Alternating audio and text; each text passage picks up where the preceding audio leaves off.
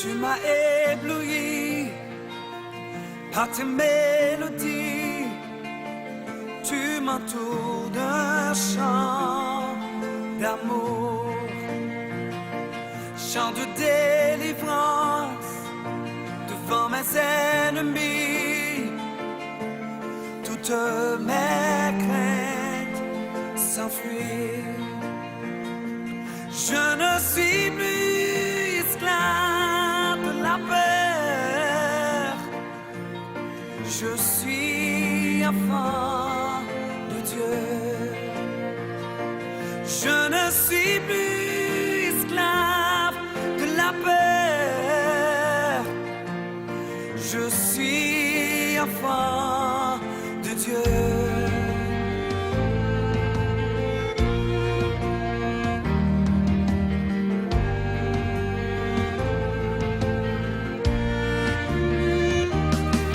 Ma naissance, tu m'avais choisi, appelé par mon nom. Tu m'as adopté, je suis de ta famille. Ton sang coule dans mes veines. Je ne suis plus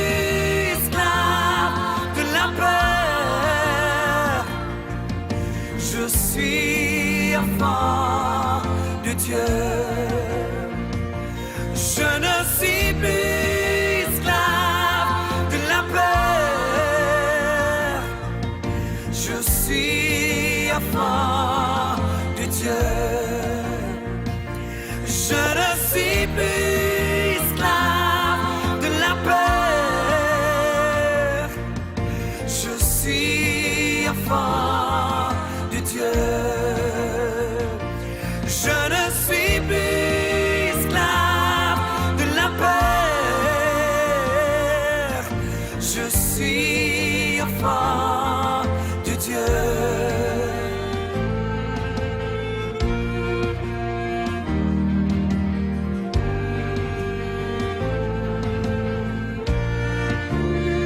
Il m'a choisi.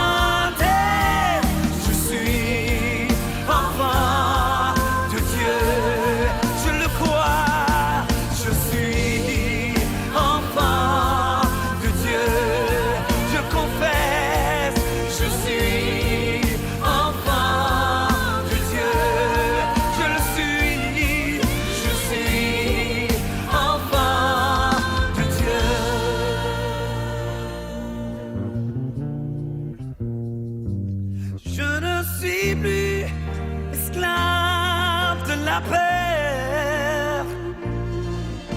Je suis enfant de Dieu. Je ne suis plus esclave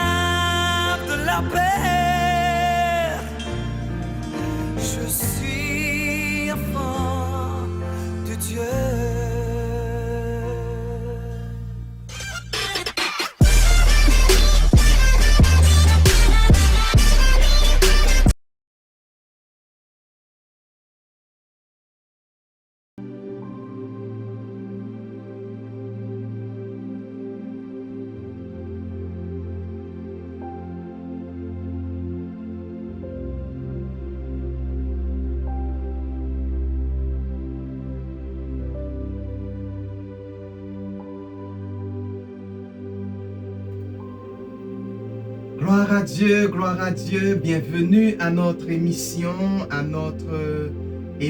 prophétique. Nous sommes là pour vous présenter en ce temps l'instruction prophétique pour ce moment. Bienvenue. Nous connaissons que le Seigneur vous a déjà béni, il vous a déjà rempli de toute grâce pour que vous puissiez vivre une vie de paix, une vie de bonheur. Parce que lui, il a dit, je connais les projets que j'ai formés sur toi ou pour toi, envers toi, en ta faveur. Projet de paix et non de malheur. Donc, c'est pour dire que par la grâce de Dieu, oui, nous devons vivre une vie de paix et non de malheur. Une vie comblée de grâce, de bénédiction, de clairvoyance, de bonne direction, une vie bénie, comblée de paix, mais pas de malheur. Donc, merci du fait que vous êtes des nôtres.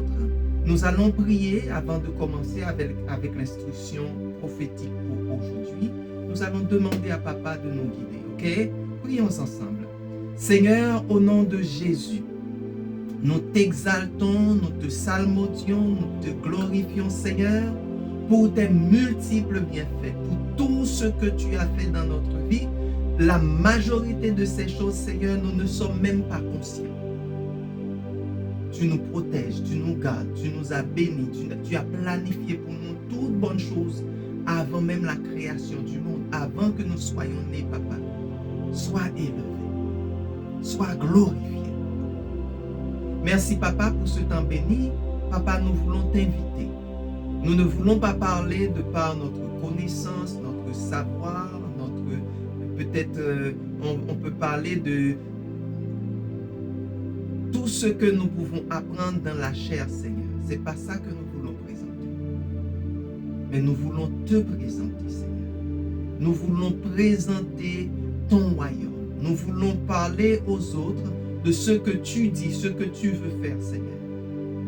Merci pour ton Saint-Esprit. Parle à travers nos lèvres, Seigneur. Parle à travers nos bouches.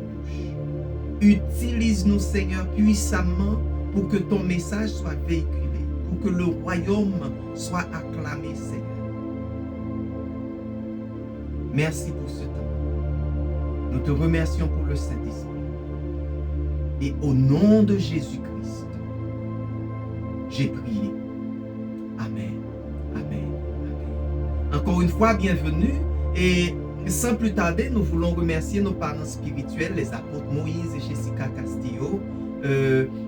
Ils nous ont donné accès à leur plateforme Liberté pour les Nations. Pour les missions, vous êtes appelés à gouverner parce que Dieu nous demande de gouverner. Nous allons gouverner nous-mêmes, puis nous devons gouverner le reste du monde. Nous devons gouverner la création tout entière. Dieu nous a donné charge. Si vous l'aviez oublié, c'est le mandat que Dieu a donné à Adam. C'est le mandat que Dieu a donné à ses enfants, ses fils. Donc, c'est notre devoir de diriger, de dominer. Donc, si nous voyons des choses qui ne marchent pas à travers le monde, nous ne devons pas blâmer les autres vraiment. Nous devons nous blâmer parce qu'il y a une chose que nous n'avons pas compris, une chose que nous n'avions pas bien entendue, c'est ce que le Seigneur nous a donné comme responsabilité. Il nous a demandé de dominer, de gouverner, de manager, de gérer, de prendre soin de notre environnement et tout aspect de l'environnement. Dieu nous a appelés. Donc, c'est l'émission que nous vous présentons pour aujourd'hui et à tous les mercredis, à ce temps précis, c'est ça que nous vous présentons. OK?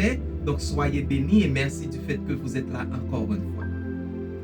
Nous allons toucher un sujet pour une nouvelle série qui est très importante. Très, très important. Et en tant qu'enfant de Dieu, nous devons prendre ce sujet et faire en sorte que ce sujet fasse partie de notre ADN spirituel, de notre ADN en tant qu'être humain, de notre ADN en tant que personne, en tant que gens qui disent que nous sommes des appelés, des enfants, des chargés, des gens qui ont un mandat de représenter Dieu. Des gens qui font partie du royaume de Dieu. C'est un sujet très important pour nous. Nous ne pouvons pas vivre sous l'onction de Dieu sans comprendre ce sujet-là.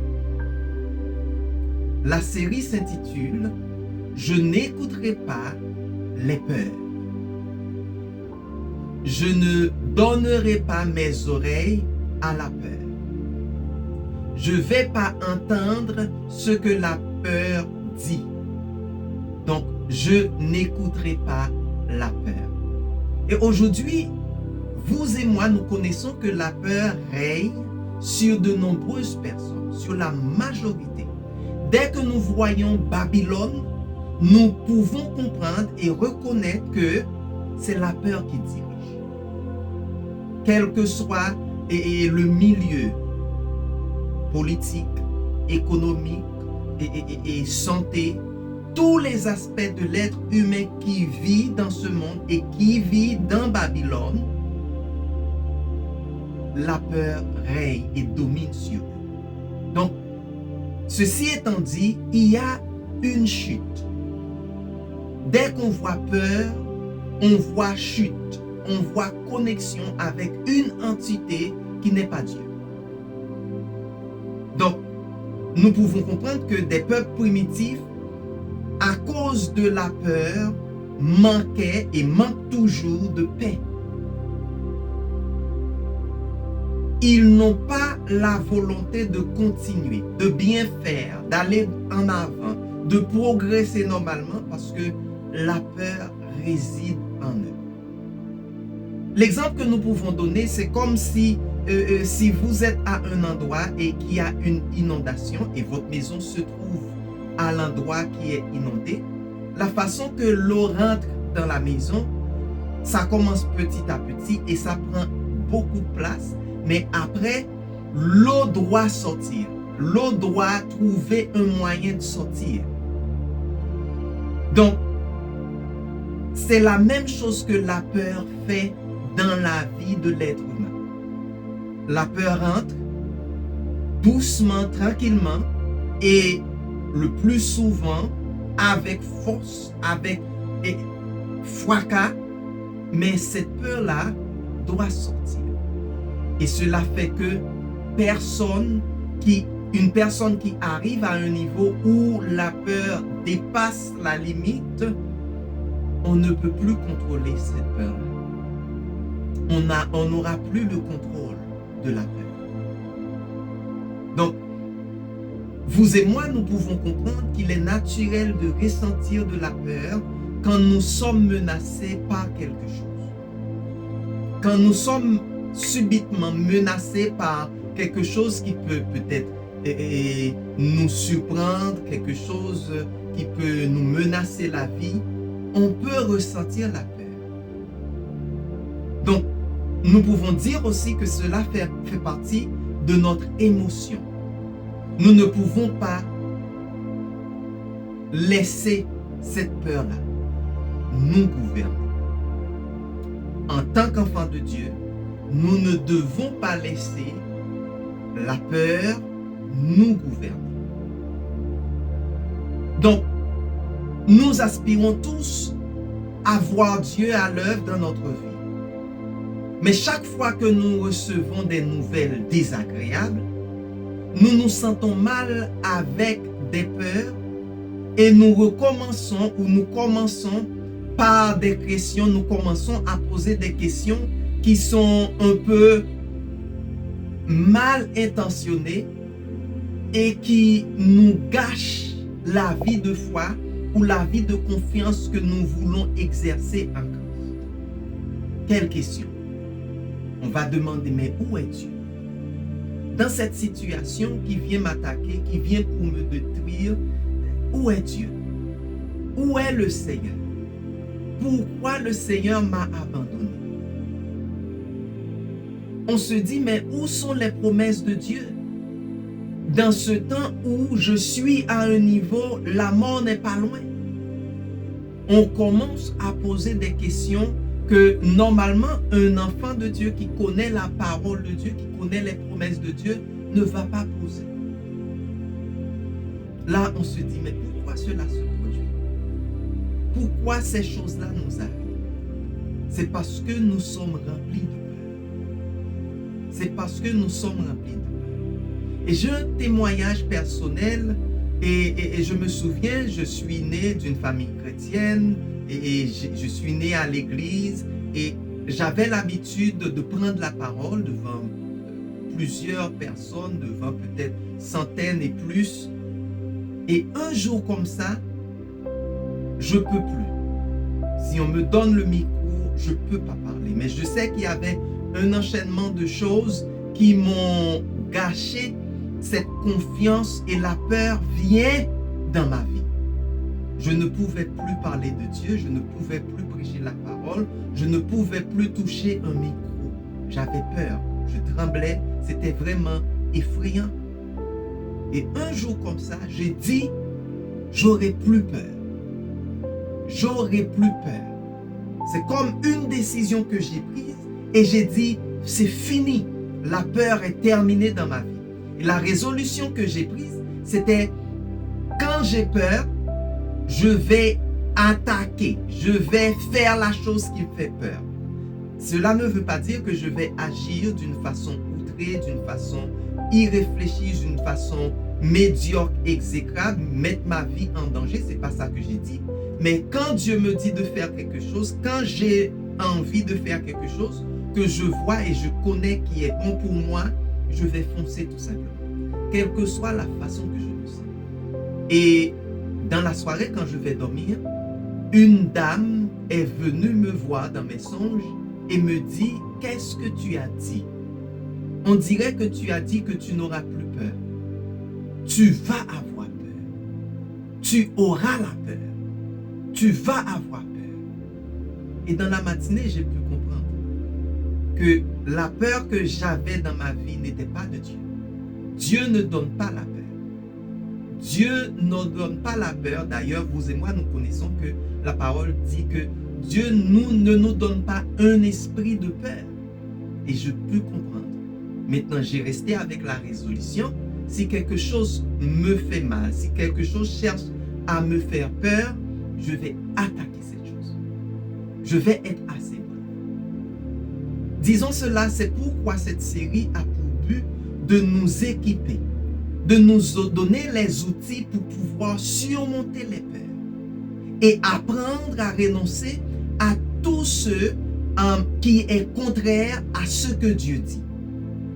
Ce que dit la parole, dès que nous ne le voyons pas, dès que le diable vient avec autre chose, dès que le diable cherche à nous empêcher de prononcer, de véhiculer, de parler du Seigneur, de faire le travail de Dieu, de marcher dans la foi, de marcher dans la gloire de Dieu, nous devons attaquer. Nous devons aller vers l'avant.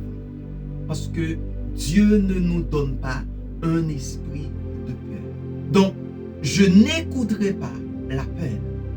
Je ne prêterai pas mes oreilles à la peur. Je vais détecter tout message de peur que le diable m'envoie pour les dérouter, pour les éradiquer, pour ne pas les recevoir. Nous devons apprendre à ne pas recevoir les pensées de peur. Nous devons faire ça. Nous devons faire ça. Parce que Dieu ne nous donne pas un esprit de peur. Nous allons entrer dans la Bible. Nous allons vous montrer une histoire. Et quand nous voyons la Bible, les histoires de la Bible, les choses que Dieu nous montre à travers la Bible, ce n'est pas pour critiquer la personne du fait que ça lui est arrivé. C'est vraiment pour apprendre, parce que si cette personne ne passait pas dans cette voie, vous et moi, nous n'aurons pas de repère.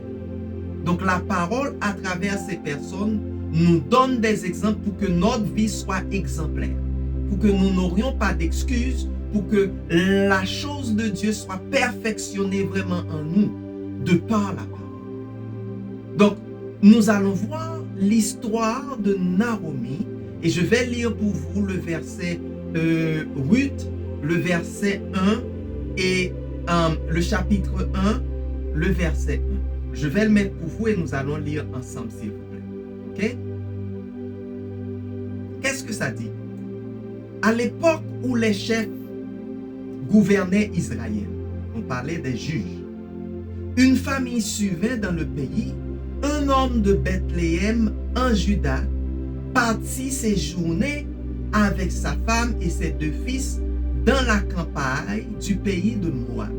Nous allons rester là parce que nous allons mettre en contexte pour vous qu'est-ce qui s'est passé vraiment. Donc, à cause d'une famine, à cause de la faim, monsieur a pris la décision, c'est normal en tant qu'humain, j'ai dit bien, c'est normal en tant qu'humain. Pour lui, c'est la fin du monde et il a pris une décision de laisser Juda, Bethléem, pour aller séjourner, pour aller vivre avec ses enfants, sa famille, dans le pays de Moab. Alors, pour vous permettre de comprendre le contexte, veuillez écouter ceci.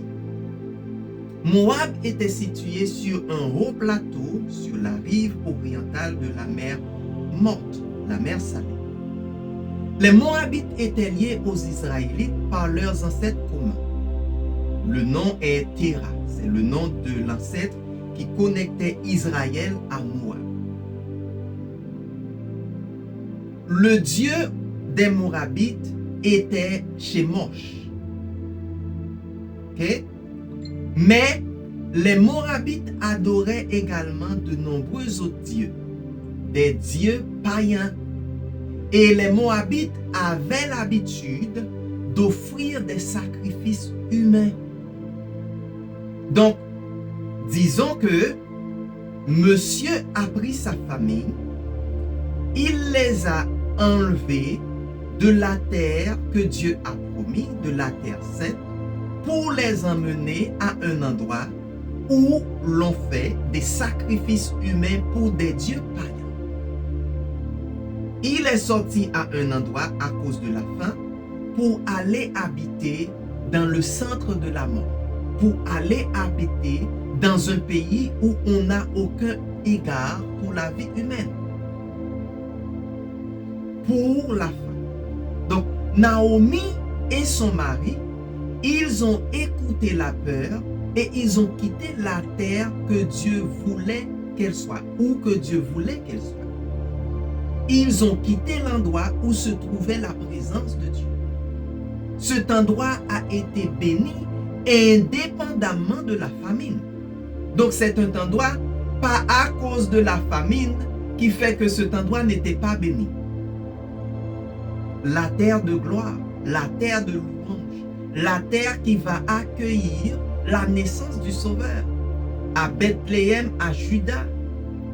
Donc, dans leur réflexion momentanée, réflexion limitée, eux qui ne peuvent pas voir ce que Dieu voit, ils ont décidé d'aller sur une terre haute, fertile, mais qui est vraiment une piège. Vous et moi, nous devons notamment tirer leçon sur cette présentation. Le fait qu'on laisse la terre où Dieu nous a mis pour aller vivre dans une terre pensant que c'est la terre de l'abondance. L'abondance était déjà à l'endroit. Le thème que je veux vous présenter aujourd'hui est le suivant. Comment surmonter les peurs? Comment surmonter les peurs? Nous ne pouvons pas éviter les peurs qui viennent constamment et en tout. Donc, peut-être il se pourrait que vous avez peur de parler, peur de conduire, peur de progresser, peur qu'on prenne soin de vous, peur que vous preniez soin d'une autre personne, peur d'engagement, peur de responsabilité, peur de clairvoyance, peur de la sagesse, peur de l'éducation. Vous avez peur. Si vous entendez que quelqu'un traverse une certaine disgrâce, alors vous ne pouvez pas éviter de ressentir cette peur qui que cette chose-là peut vous arriver aussi. Mais comment surmonter les peurs? Et ceci, n'importe quel type de peur. Dès qu'on est humain, la peur peut nous visiter. Dès que nous nous appelons humains, la peur peut nous visiter. Et c'est quelque chose qui doit être clair pour nous. Donc, oui, peut-être vous êtes brave pour attaquer une personne, mais peut-être aussi, vous n'êtes pas brave à prendre une décision qui va vous bénéficier. Vous êtes brave à prendre la parole, mais vous avez peur d'une telle sorte animale. Vous êtes brave pour aller évangéliser, mais vous avez peur de prier pour une personne, c'est-à-dire de demander ou d'intercéder pour une personne. Donc, il faut détecter toutes les sortes de peurs qui rongent notre foi, qui rongent notre confiance en Dieu, parce que la peur nous connecte à l'ennemi. C'est le contraire de la foi. Donc, quand on a peur, on n'a pas de foi. Donc, on fait plus confiance à ce que l'ennemi peut faire que à ce que Dieu peut faire. Donc, nous devons apprendre à surmonter, à vaincre nos peurs. Je vais vous donner les façons pour que vous puissiez surmonter votre peur. La première chose, n'abandonnez pas votre position de gouvernement. N'oubliez pas, au commencement, je vous ai dit que Dieu appelle à l'homme ou ses enfants de gouverner, de dominer. Ça, c'est le premier mandat que tout le monde a. Dès qu'on accepte le Seigneur, si on ne connaît pas le Seigneur, okay? Si on n'a aucune relation avec Dieu, on peut être en responsabilité, mais on fait une sorte de corvée, c'est-à-dire on fait tout, mais pour rien. N'oubliez pas que Jésus dit, que sert-il à un homme de gagner tout le monde s'il perd son âme? Donc, oui, je peux être président, premier ministre, je peux être dirigeant de grande entreprise, je peux être un grand entrepreneur, je peux être un grand peut-être général, un grand commandant, un grand lieutenant, une personne que le monde respecte. Je peux être riche à un niveau que le monde va considérer exagéré, mais qui n'est vraiment rien. Puisque je ne fais pas les choses, puisque je ne prends pas en responsabilité les mandats de Dieu, la responsabilité que Dieu m'a donnée, que sert-il à un homme de gagner tout le monde s'il perd son âme? Donc, quand nous parlons de gouvernement, nous parlons à ceux qui reçoivent l'appel de Dieu et Dieu leur a dit de recevoir la révélation et eux, ils dominent, ils gouvernent selon le royaume de Dieu. C'est de ça que nous parlons. Donc, nous disons, n'abandonnez pas votre position de gouvernement dans le royaume. Quand Dieu vous laisse à un endroit, il vous donne une position. Et quand il y a une position, c'est à vous de gouverner ou de régner. Mais écoutez, les peurs peuvent vous enlever beaucoup de choses. La peur va vous dérober des choses que Dieu vous a données. La peur va enlever des choses qui sont extraordinairement importantes pour votre vie. Et quand nous parlons de peur, nous parlons vraiment de vie ou de mort. Quand nous parlons de peur pour un enfant de Dieu, nous parlons de vie ou de mort. Écoutez, je vais vous donner les 3 choses que la peur va enlever. Lorsque vous prêtez l'oreille à la peur va vous enlever de chez vous. L'endroit où Dieu vous a mis. L'héritage que Dieu vous a donné. La peur va vous enlever de cette place. l'endroit où vous appelez chez vous, votre patrimoine, la peur va vous l'enlever. Et je ne parle pas de patrimoine physique en termes de avoir que le monde vous donne. Je vous parle de patrimoine céleste, patrimoine spirituel, patrimoine extraordinaire que Dieu vous a donné. Il est le créateur, il donne, et Dieu donne toujours en abondance. La peur va vous enlever de chez vous. Autre chose que la peur va vous enlever, c'est votre poste, la position que Dieu vous donne, la tâche que Dieu vous donne, la responsabilité que Dieu vous donne. Ok? Le titre que Dieu vous donne, le mandat que Dieu vous donne. La peur va vous l'enlever. Quand vous êtes connecté avec la peur, vous êtes sans repère, mais totalement connecté au diable, connecté au néant, connecté à la mort. Donc oui, qu'est-ce que la mort fait? La mort vous vole et votre maison, la mort vous enlève de votre poste. Donc, vous êtes une personne qui devient, vous êtes devenu, dans un mot, nul. Vous ne pourrez rien faire à cause de votre connexion par rapport à la peur. Donc, la peur vous enlève de chez vous, la peur vous enlève de votre poste, la peur vous enlève, alors, de votre gouvernement, de votre règne.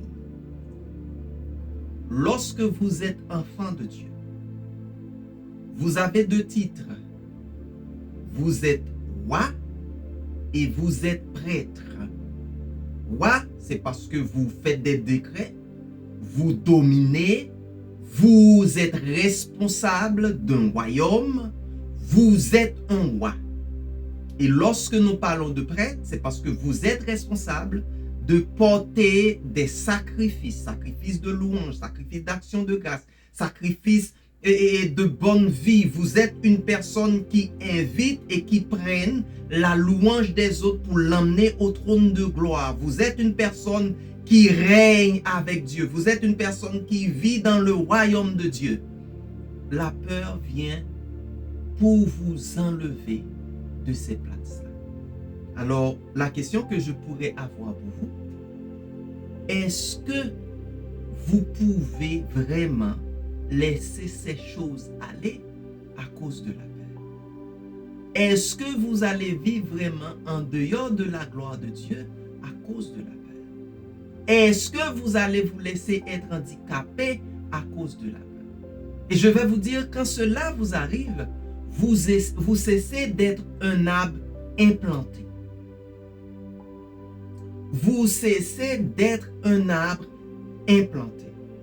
Vous êtes comme une personne sans repère, une personne qui monte et descend, une personne qui ne sait pas où il va, une personne sans issue, une personne qui ne peut pas aller de l'avant, une personne qui est morte. L'exemple que nous pouvons avoir, c'est dans le psaume 1er, le verset 3. Ok? Une personne qui ne vit pas dans la peur, qui n'écoute pas les conseils de la méchanceté, qui n'écoute pas les conseils de l'ennemi, du diable, qui n'écoute pas Babylone, qu'est-ce que la parole de Dieu dit? Il prospère comme un arbre implanté près d'un courant d'eau. Et qu'est-ce qui arrive? Il donne toujours son fruit lorsqu'en revient la saison. Son feuillage est toujours vert. Tout ce qu'il fait réussit. Tout ce qu'il fait réussit. Dès qu'on vit dans le royaume, dès qu'on vit dans la présence de Dieu, dès qu'on est connecté avec Dieu, dès qu'on a la foi, on fait confiance à Dieu, on écoute simplement ce que Dieu dit, tout ce que l'on fait réussit. il est temps d'affirmer où Dieu nous a mis. D'être sous l'autorité. Car le temps que vous et moi nous vivons, c'est un temps de ténèbres, un temps de massacre, où l'ennemi veut que nous renoncions et quittions la position du gouvernement que Dieu nous a donné. C'est un gouvernement. Si vous n'avez pas la capacité de voir Dieu, de voir les choses de Dieu comme un gouvernement, comme un royaume, parce que le Seigneur lui-même, Dieu lui-même nous a dit, priez pour que la volonté du Père ou le royaume des cieux fonctionne ici sur terre comme le royaume fonctionne au ciel. Ok? Donc, c'est un gouvernement. C'est pas quelque chose simple comme ça. C'est un gouvernement. Donc, Dieu nous a donné une position dans le gouvernement divin. La peur a un seul but, de nous enlever de ce gouvernement. Donc, vous pouvez dire, moi, je ne suis pas du diable, je ne fais pas confiance au diable, je ne fais pas confiance. Mais écoutez bien que, si vous ne comprenez pas ça, vous êtes automatiquement connecté. Le diable n'a pas besoin de permission. Dès que vous avez la peur en vous, vous êtes automatiquement connecté à lui. Donc, ce que Naomi a fait à cause de ses peurs, elle a quitté sa position et a cessé d'être un arbre implanté. Donc, elle est devenue une branche jetée au sol où le vent l'emportait et l'emmenait à avancer dans ses peurs jusqu'à ce qu'elle expérience la mort. N'oubliez pas que Moab, ils avaient l'habitude de faire des sacrifices humains. C'est ça que Moab faisait. Donc, dès qu'elle est rentrée, elle est sortie, elle a laissé Bethléem et Juda à cause de la faim, mais elle est rentrée à Moab et elle a perdu son mari, ses enfants. Ces gens la meurent. Donc, elle est devenue seule. Elle est seule. Elle est délaissée. Elle n'a plus de famille. Elle n'a plus de gens avec qui elle avait une sorte de connexion. Des gens qu'elle pourrait appeler la sienne. Par contre, dans la miséricorde de Dieu, elle retourne à sa position de gouvernement. Donc, si vous aviez perdu votre père, Dieu est là. Il est là. Si vous êtes conscient de votre situation, il est toujours là pour vous aider à retrouver votre place. À retrouver votre place. Donc, Naomi a pris la décision, elle a dit, ok, je n'ai plus rien. Je n'ai plus de famille. Je dois retourner. Je dois retourner à l'endroit où j'étais. À la place où Dieu m'avait mis. Donc, l'appel de Dieu aujourd'hui est: n'abandonnez pas ta position. L'endroit où Dieu t'a mis, n'abandonnez pas. L'église où tu es, ne bouge pas. Ne bouge pas de la parole de Dieu. Même si tu sens le contraire, même si tu vois le contraire, ne bouge pas. Il faut considérer ces choses comme mirages. La réalité qui vient de Dieu est la vraie réalité. La réalité qui est créée par la peur est une fausse réalité. Mensonge. Parce que le diable est le père du mensonge. Le diable a créé le mensonge. Donc, toute chose qu'on entend qui nous fait peur, automatiquement c'est mensonge. C'est pas la vérité.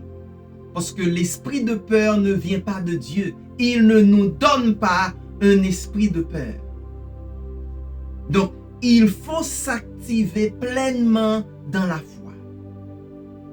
Mais pas dans sa foi.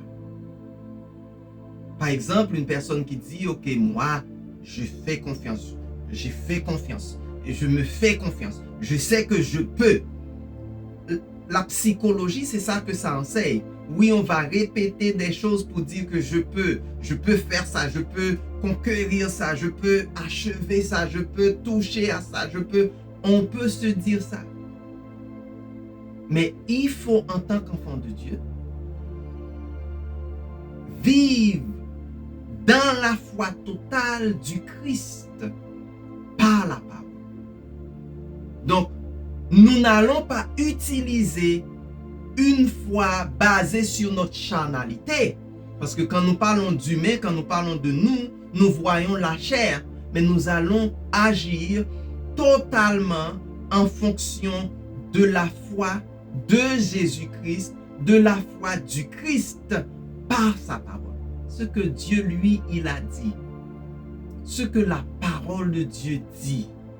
C'est ça que nous allons, c'est à travers cela que nous allons utiliser ou baser notre foi.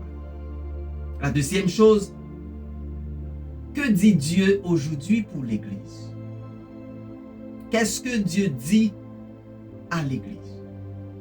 Je vais voir avec vous dans Actes des Apôtres, le chapitre 10, nous allons voir le verset 13 à 17, ok? Et c'est l'histoire de Pierre que le Seigneur a demandé de faire quelque chose, mais Pierre était bloqué par le fait que la religiosité de Pierre était trop importante pour obéir à Dieu. Lisons ensemble, c'est Acte 10, nous allons voir le verset 13 jusqu'au verset 17, ok? Il entendit une voix qui lui disait, « Lève-toi Pierre, tue ces bêtes et mange-les. » Qu'est-ce que Pierre a dit? « Oh non, Seigneur, répliqua Pierre, car jamais dans ma vie, je n'ai rien mangé de souillé ou d'impur. » Mais la voix reprit et dit, « Ce que Dieu a déclaré pur, ce n'est pas à toi de le considérer comme impur. » Le verset 16-17, par 3 fois, cela se redoubla. Puis, la nappe disparut dans le ciel. Donc, Pierre n'a pas pu tuer et manger parce que c'était impur par rapport à la connaissance qu'il avait qui était basée sur la religiosité. Vous allez dire, mais c'était écrit noir sur blanc, mais Dieu vient et dire à Pierre de faire une autre chose contraire par rapport à ce qui est écrit dans le passé. Donc Pierre n'a pas pu renouveler son esprit, pu renouveler ses pensées, il est resté figé. Pierre était fort perplexe et se demandait ce que cette vision signifiait. C'est ça, quand on n'obéit pas à Dieu, on devient confus. C'est normal pour un humain. Ok? Pendant ce temps, les hommes envoyés par Corneille s'étaient renseignés pour savoir où se trouvait la maison de Simon et ils se présentèrent à la porte d'entrée. La voix que Pierre a entendue a dit à Pierre, « Tue et mange. » Oui, Pierre n'a pas aimé ce qu'il lui avait dit, ce qu'il lui a dit. Il a dit à Pierre, tue et mange. Aujourd'hui, Dieu veut que tu manges et tu pars. Mange et pars. Mange et pars. Donc, nous allons profiter d'être heureux. Alors, tu viens sur terre, Dieu veut que tu manges, après tu pars. Tu retournes dans la gloire. Donc, nous allons profiter, être heureux, être dans la joie du Seigneur. Nous allons allumer le feu du Saint-Esprit pour que lorsque le Christ viendra, nous soyons prêts à partir. Nous devons tuer, manger. Nous devons être prêts pour que, pendant que nous sommes sur terre, pour avoir la joie. Qu'est-ce qui va ôter notre joie? La peur va faire ça. Automatiquement, une personne qui a peur n'a pas de joie. Une personne qui a peur n'est pas connectée à la joie. Une personne qui a peur n'est pas connectée avec la vision de Dieu. Et nous devons connaître que nous sommes la génération qui n'a pas à fermer la grande commission de l'Église sur terre. Donc, nous allons être responsables, nous allons prendre le relais, nous allons continuer avec ce que Dieu dit pour nous. Donc, celui qui ne mange pas, qui reste comme spectateur au dîner, restera. Si on ne mange pas, si on ne participe pas, si on ne comprend pas, si on ne reçoit pas, si on ne fait pas ce que Dieu dit et qu'on assiste seulement, on va à l'église pour assister. On ne pratique pas la parole de Dieu. On va assister. On n'est pas enfant du royaume. On va assister. On n'obéit pas à ce que Dieu nous dit. À la fin, on restera. On va rester ici avec les gens qui ne veulent rien avoir avec Dieu. Parce qu'on est spectateur au dîner. On est spectateur. Donc, Dieu nous invite à rentrer dans sa scène, à rentrer, à faire partie des gens qui sont sur la table. Alors, nous pouvons voir dans Luc 14, le verset 16 à 24. Je vais mettre pour vous seulement 2 versets pour vous mettre en contexte de ce que ça dit. Alors, Jésus lui répondit, un jour, un homme avait organisé une grande réception. Il avait invité beaucoup de monde. Lorsque le moment du festin arriva, il envoya son serviteur dire aux invités, venez maintenant, tout est prêt. Mais vous connaissez le reste. Ils ont pu donner toutes sortes d'excuses. Là, nous ne faisons pas référence totalement à la peur, mais c'était des gens qui étaient préoccupés par les choses de la vie. Ils avaient des activités à faire, ils avaient des choses à faire, donc ils n'ont pas accepté l'invitation. La peur nous arrête à accepter l'invitation de Dieu. La peur nous empêche à accepter l'invitation de Dieu. Donc nous sommes dans la condition que nous sommes. Peut-être que certains ne sont pas dans peut-être une condition qu'ils considéraient comme désastreuse, mais ils sont aveugles spirituellement. Ils sont sourds spirituellement, mutilés. Et ils n'ont rien en termes de victoire en eux. Mais entrez, car le Seigneur vous envoie. Entrez, car le Seigneur demande que vous fassiez partie de la table, que vous mangez sur la table de Dieu. Entrez, il y a encore de la place pour vous.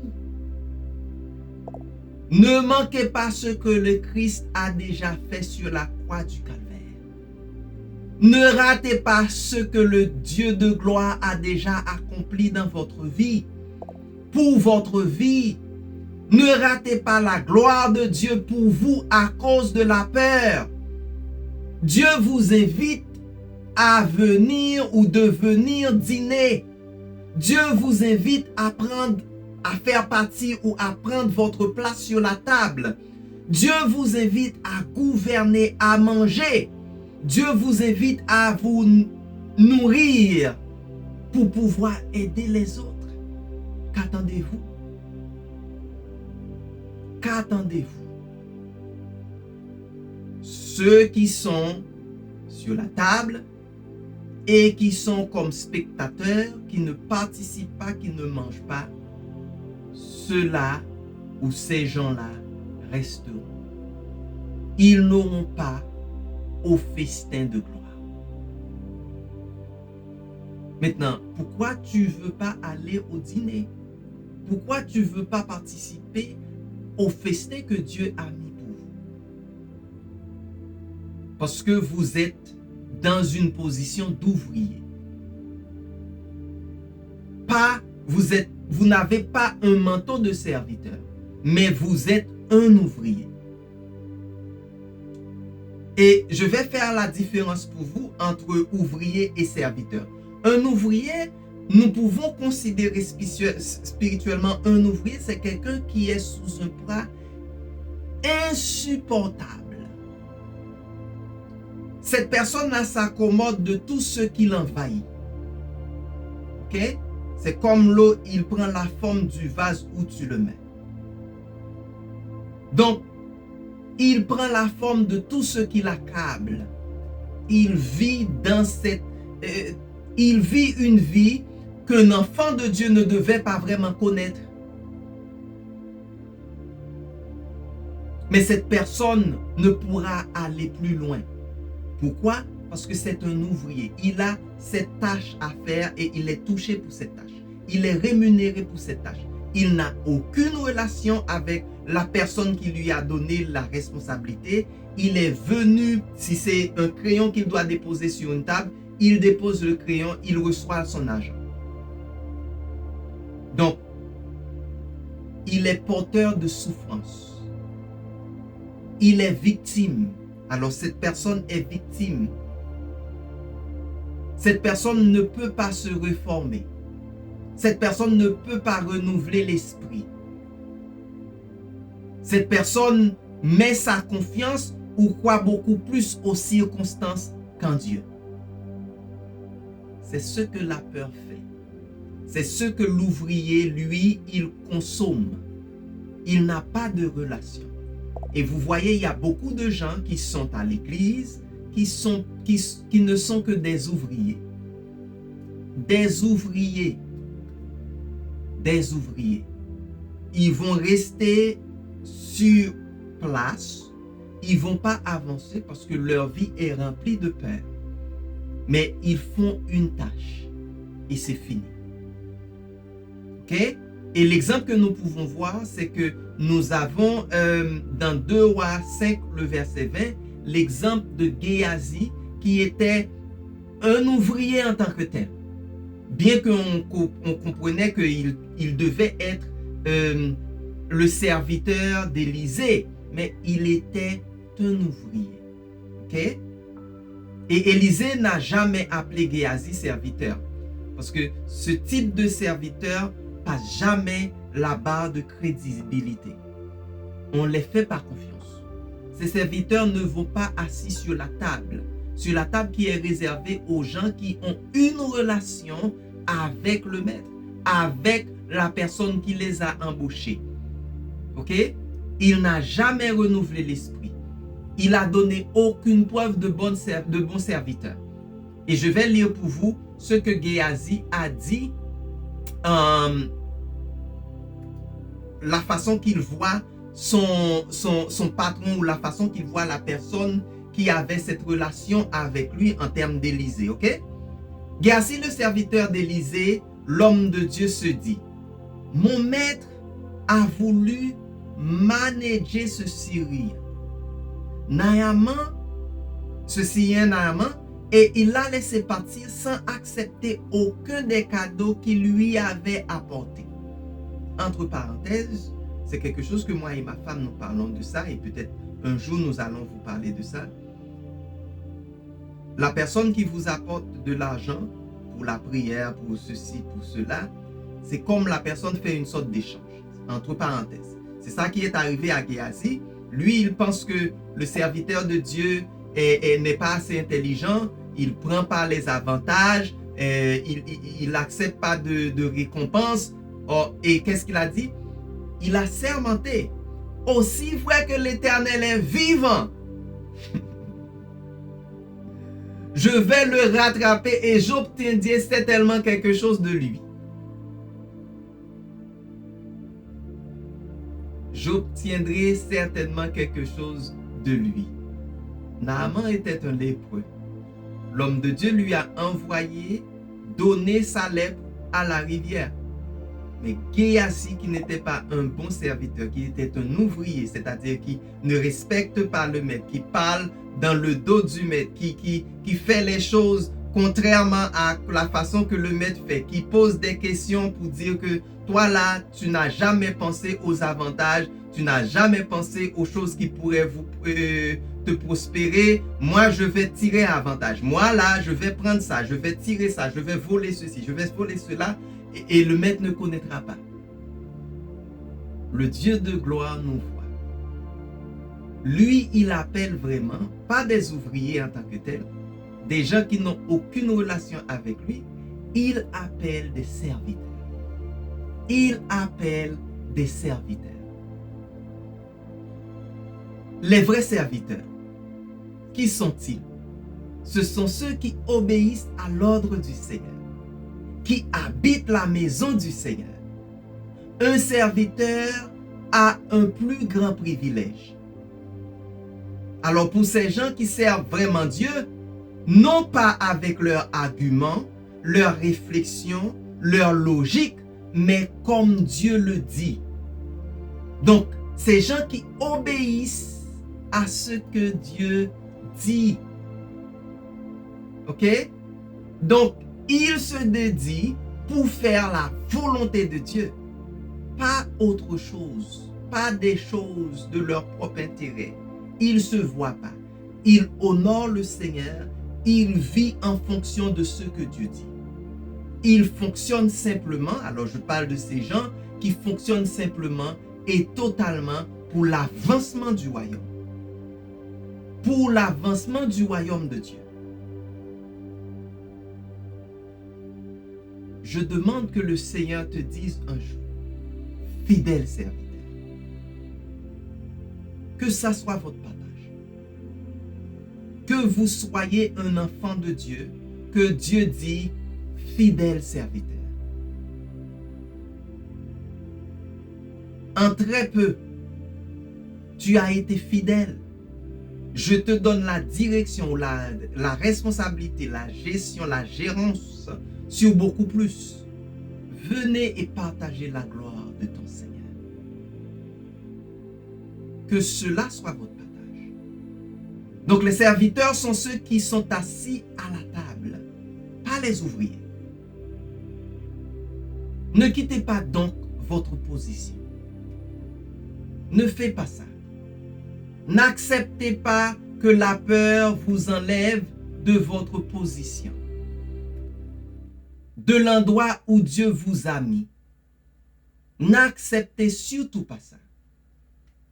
Faites en sorte que la gloire de Dieu, c'est ça qui travaille pour vous.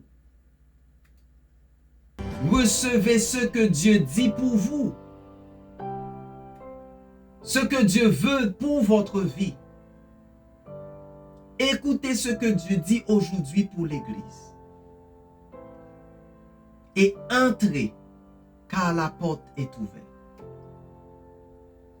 La peur, c'est pas pour moi.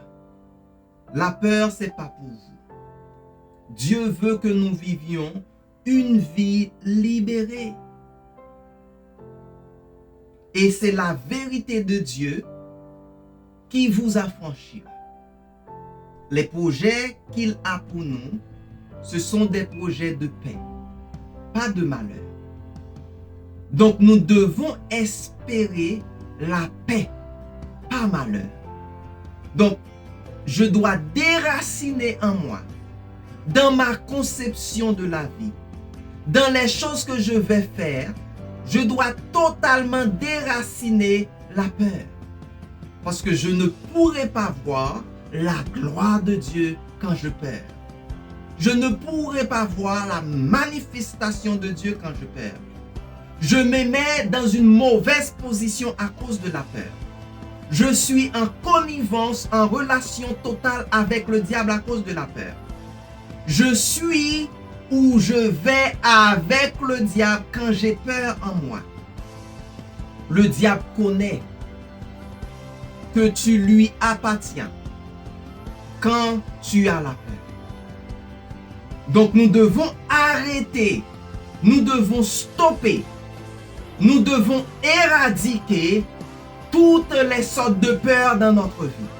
Nous devons rentrer dans la gloire et dans l'héritage que Dieu a pour nous. Une vie évoluée, une vie épanouie, une vie de liberté, une vie de paix, une vie grandiose. Parce que c'est ça que le royaume apporte. C'est ça que le royaume donne comme héritage. Avez-vous peur? Cela ne vient pas de Dieu. C'est notre série pour cette saison. N'oubliez pas que lorsque nous sommes ici pour vous partager la parole, c'est pour vous préparer pour la gloire à venir, pour vous préparer aussi pour les choses qui pourront arriver sur votre chemin. N'ayez pas peur. N'ayez pas peur. Géasi encore avait un problème. Il avait les yeux qu'il ne pouvait pas voir dans l'esprit, qu'il ne pouvait pas voir les choses de Dieu. Et quand il a pu voir les soldats ou l'armée qui entourait l'armée syrienne, il était époustouflé. Que la peur ne soit pas votre partage. Je vous bénis dans le nom du Seigneur. Je sais que Dieu est là pour vous. Dieu vous aide à remplir la tâche que vous avez. N'ayez pas la peur. Ne vis pas dans la peur, car Dieu est votre partage. Je vous verrai à la prochaine. Au nom de Jésus, célébrez et vis une vie épanouie. Bye bye.